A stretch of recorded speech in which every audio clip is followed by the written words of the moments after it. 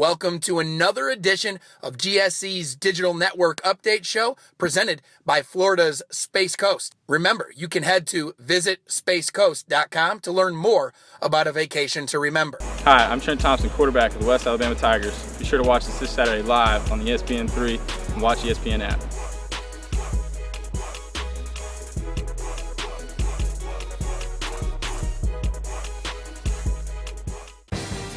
Welcome to another GSC Digital Network Update Show. I'm Jim Cavall, and we will start off with men's and women's cross country, which this past weekend had their GSC cross country championships, only to see Lee University run to its school's first ever men's title. And on the women's side, West Alabama wins their first ever GSC team title. Awesome stuff for men's and women's cross country as they celebrated their GSC championships this past weekend. And you know what? Another championship run going on is happening on the gridiron as things are going very well once again for the University of West Georgia, as the new number one team in the nation is a GSC team. That's right, West Georgia took over sole possession of first place in the league standings and jumped to the top of the latest AFCA national poll. UWG and North Alabama matched up in a showdown between the league's co-leaders in Saturday's Game 7, the Florida's Space Coast GSC TV on ESPN3 clash in Carrollton, Georgia. The Wolves' defense held UNA to just 139 rushing yards, while the rushing attack was keyed by 100-yard efforts by quarterback Dallas Dickey with 123 yards, and running back Devontae Jackson with 142 yards. The victory, coupled with a loss by Minnesota State, opened the door for the Wolves to climb to number one in the nation in the latest AFCA Top 25 NCAA Division II poll. This is the first time in West Georgia's history that they've held that honor. Valdosta State opened the week claiming a 37-22 win at Shorter in Thursday's edition of GSC TV.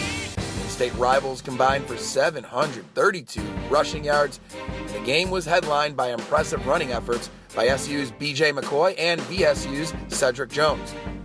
McCoy surpassed the 200-yard mark for the second week in a row, racking up 256 yards, which was good for 7th in the GSC record books.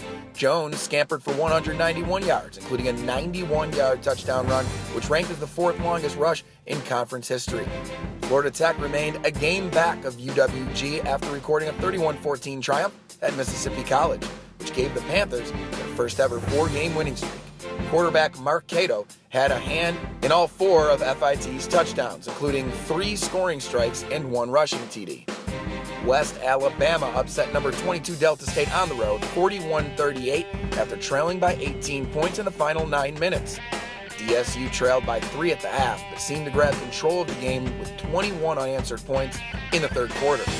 UWA quarterback Harry Satterwhite started the comeback by tossing 2 touchdowns in a 10-second span at the 9:02 and 8:52 marks. The Tigers answered a DSU field goal via another TD strike by Satterwhite and Mark Grant, which put the game away by nailing a 27-yard field goal with 19 ticks on the clock.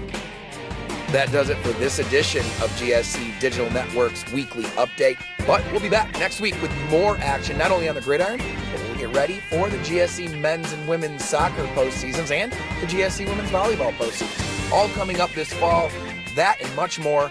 You can find it live on the GSC website with news and notes. You can see the highlights each week right here on GSC's Digital Network.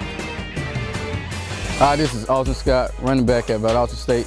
Be sure to watch the Blazers this Saturday on ESPN3 or the Watch ESPN app.